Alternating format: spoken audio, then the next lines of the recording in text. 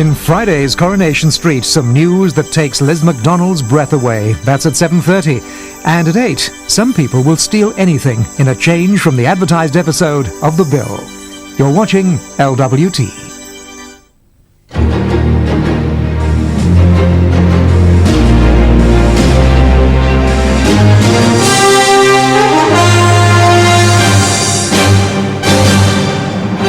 From the studios of ITN, The News, with John Suchet. Good evening. The family of one of the 2 British nurses accused of murder in Saudi Arabia said today they had spoken to her on the telephone and she had assured them she was innocent. Lucille McLaughlin's brother John said the last few days had been absolute hell for the family. He said their priority now was to get the very best legal help for her. She and her fellow nurse Deborah Parry face execution if found guilty. Caroline Kerr reports. The strain of the last few days was etched on the faces of Lucille McLaughlin's parents as they faced the cameras in their hometown of Dundee. If found guilty, Lucille could be beheaded. Her brother John spoke of the family's trauma. As you can imagine, the last few days have been absolute hell for my family. We have spoken to Lucy very briefly on the telephone and she has assured us of her innocence. We are obviously worried sick about her situation and are making efforts to secure the very best legal representation for Lucy. John McLaughlin said Lucille was a normal, cheerful girl who'd been dedicated to her career. Lucy lived for nursing and has spent all her working life caring for others. Anyone who knows her knows that she is not capable of hurting anyone. He denied she'd been dismissed from a Dundee teaching hospital for gross misconduct in 1996. Lucille is one of 2 British women accused of murdering Yvonne Guilford, an Australian nurse working in Dhahran. Under Saudi law, legal experts fear they may not get a fair trial. This is the worst situation any Britain's been in for a very long time from a justice point of view. The Saudi concept of justice and not allowing them to even have a lawyer at their trial means that it's not going to be very good for fine-tuning. Tonight, the Foreign Office said diplomats were planning to visit the 2 women over the weekend, in the hope at least of organising some legal advice for them. Caroline Kerr, ITN. Next on the early evening news, cold weather payments, the government walks into a row. Remarkable rescue at sea, a yachtsman saves his rival's life. And it's icy outside, but inside the sails are hot. The government announced this afternoon that only a very few areas would qualify for special cold weather payments on a day when icy temperatures gripped much of the country. Labour says Britain's poorest pensioners will have to choose between eating and heating. Our political correspondent Hugh Pym reports. There have been treacherous conditions around the country, both underfoot and on the roads. The AA warning motorists on their way home tonight to beware of icy road surfaces. Despite the latest widespread snowstorms, the cold weather benefit payments, £8.50 a week to certain income support claimants, won't apply throughout the UK. Payments were triggered today in large parts of the Scottish Highlands, in an area around the Scottish border and in a big section of Devon. They qualify because they've had, or are forecast to have, sub-zero temperatures for 7 days. But a political row broke out, with Labour claiming many pensioners wouldn't get the cash because they'd failed to claim income support. I think it's a scandal that as the temperature falls, there are over 1 million pensioners in Britain who are going to be afraid to turn on the heating because although they're entitled to extra help with their heating bills, they're not getting it. I reject Labour's accusations out of hand. This is a Tory scheme. It was not introduced by the Labour Party. It was introduced by this Conservative government to help some of the most vulnerable people in our society. And with temperatures still below freezing, police have warned of the dangers of frozen lakes after a man died in mid-Glamorgan while trying to rescue his dog. Hugh Pym, ITN. International observers today ruled that opposition parties did win the recent local elections in Serbia.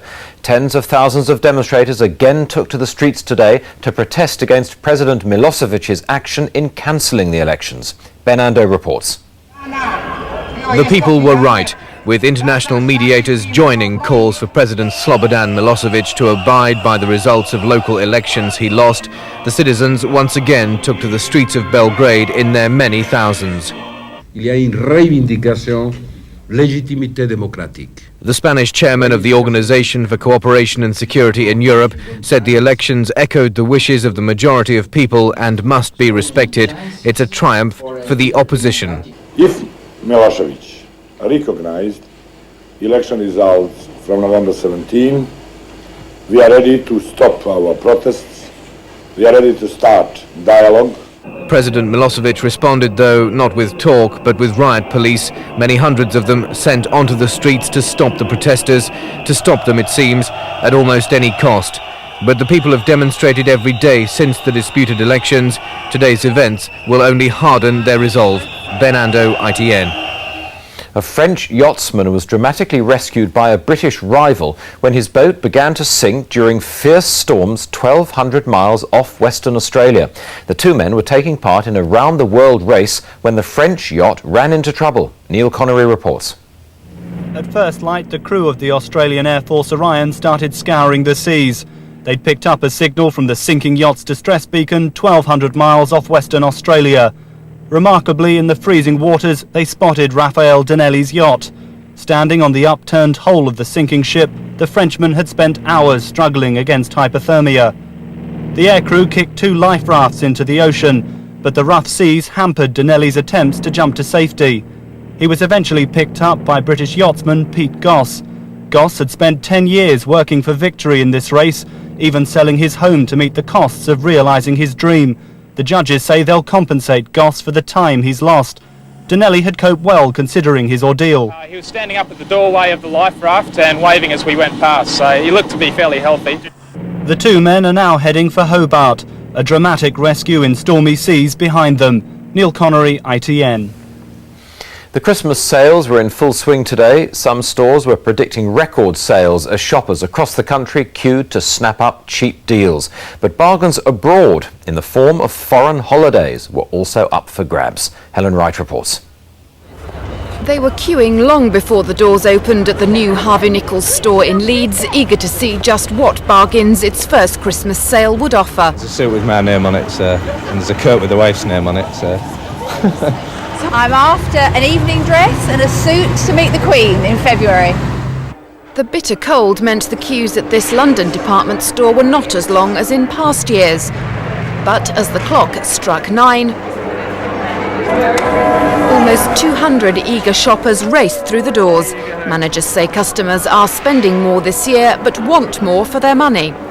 They're buying much more considered purchase. They're buying, they want a recommendation from the sales assistant. They want to know what they're buying. They want to make sure they're buying the right thing and not just spending money for nothing. Sale fever has also hit the travel market. With Christmas over, the major tour operators have now begun their battle for customers. Over recent years, a number of people have been leaving it until the last minute, and tour operators have tried to reverse that trend by offering a lot of incentives early on. And with most shops open all weekend and up to New Year, the spending spree looks set to continue into 1997. Helen Wright, ITN. Live now to a store in London's West End. Helen, you reported on the rush before Christmas. Are the sales shaping up to be just as busy? Well, if anything, more so, John. As you can see here, some 9 hours after the shop opened its doors, it's still packed. In fact, managers say the first day of the Christmas sales is traditionally the busiest day of the year for this store. They also say that the post-budget feel-good factor means people are spending more than ever. They saw that in the run-up to Christmas, and there's no sign of it stopping now. In fact, the forecast is that takings here today will be up some 10% on what they were last year. Now, Helen, we see sales all year round. Are these still special, these Christmas sales?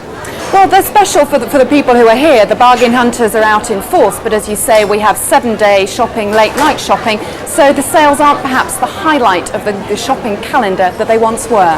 Thank you, Helen. The hostage crisis of the Japanese ambassador's residence in Lima entered its 11th day today with no sign of an end in sight. Some of the released hostages say a number of those still being held are suffering serious health problems. From Lima, Howell Jones reports. 200 feet above the Japanese ambassador's residence in Lima, Manuel Savina watches and waits. For 10 days, his brother, a Supreme Court judge, has been held hostage. But I think they're going to be there for a long time. Because I think this negotiation is going to take a long time. They have to put their act together, both parties, and it's going to take time. The Japanese Foreign Minister Yukihiko Ikeda wants help from his partners in the G7 group of industrialized nations, including Britain. Just what kind of help hasn't been decided. Earlier this year, the G7 nations agreed to take a common approach to tackling terrorism. This siege might prove to be the first real test of that new policy. The Tupac Amaru terrorists are defiant and heavily armed, but they seem to trust this man as a go-between, Bishop Juan Luis Cipriani. He's negotiated the release of 2 men in 2 days, but there are more than 100 others waiting for freedom. Howell Jones, ITN, Lima. Mandy Allwood, who earlier this year lost the 8 babies she was expecting following fertility treatment, has been arrested. She was questioned by police in Solihull last week about alleged fraud offences. The offences are believed to relate to a loan. Thousands of car drivers will have to abandon their motorbikes in 4 days' time unless they're prepared to take a new test. A car driving test will no longer entitle people to ride low-powered motorbikes with L plates from January the 1st. And Prince Charles has been criticised by safety experts for ignoring basic rules during a shoot. He playfully cuffed Prince Harry while his son was holding a shotgun. Safety campaigners say the gun could easily have gone off. A tiny baby girl discovered in a hedge by a paperboy was today named Molly by nurses in Gateshead. Northumbria police are urgently trying to trace the baby's mother, who they say may need medical care. Chris Roberts reports. Warm and safe, but in the arms of a nurse, not her mother. Staff at Gateshead's Queen Elizabeth Hospital have named the tiny infant Molly. They hold no grudge towards the mother who abandoned her, just an offer of help. We're not about causing any trouble for Molly's mother. We just want to give her the help and support that any newly delivered mother requires at this time. Wrapped in a towel and sheets, Molly was found dumped in the snow on a northeast housing estate. She lay there crying in the freezing cold until rescued by Darren Sims, a 13-year-old paperboy doing his Boxing Day round. She wasn't hidden, so I would say they wanted somebody to find her, but at the same time, if she'd been there for a lot longer, she just wouldn't have been alive. While Molly recovers in the local maternity ward, doctors continue to appeal for her mother to get in touch, fearing she may need medical treatment as well. Chris Roberts, ITN. The weather may have provided England's cricketers with a chance to salvage their pride in the second test in Harare. The rain stopped Zimbabwe on 93 for 2 at the end of the second day, 63 runs behind England's first innings total. James Munro reports.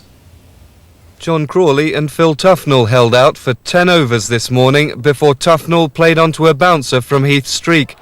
That left England all out for a miserable 156, with Crawley stranded on 47. Zimbabwe's batsmen then proceeded to struggle as well. Alan Mullally offering hope with an early breakthrough. Mark Decker out for 2. Alistair Campbell weighed in with some useful hits as he and Grant Flower stayed together until lunch, before Campbell became Craig White's first victim of the tour. Zimbabwe then began to play with the patience which eluded England yesterday. This a rare boundary from David Houghton, before the rain came down to give England an outside chance of salvaging a draw and saving the series. James Munro, ITN Sport. An apprentice jockey in Australia has given a whole new meaning to the expression a two-horse race. Andrew Payne started the race on one mount, but then events took a bizarre turn. James Britton takes up the story. 17 riders entered the final straight of the Caulfield Christmas Handicap, but one jockey was determined to make it a two-horse race. And the rider of Hong Kong Star was very lucky to stay on his feet in the straight. Not so much staying on his feet, but trading places. What the commentator had missed was this saddle-defying leap, catapulting jockey Andrew Payne into racing history. Corner, he's cogitating quick heels, and he sort of nearly fell, and at the same time, mine sort of moved really quickly, and I've sort of lost my balance and fell out the side, and as I was sort of falling out, my hand sort of went over the other horse's saddle, and I just fell onto the other horse. Exchanging horses couldn't win him the $59,000 prize, but back in the paddock, owners and bookies agreed he'd beaten the odds. James Britton, ITN. The main news is that the family of one of the British nurses being held in Saudi Arabia have said they've spoken to her and she has protested her innocence. That's Friday's early evening news. Late news tonight, 20 to 11. Till then, bye-bye.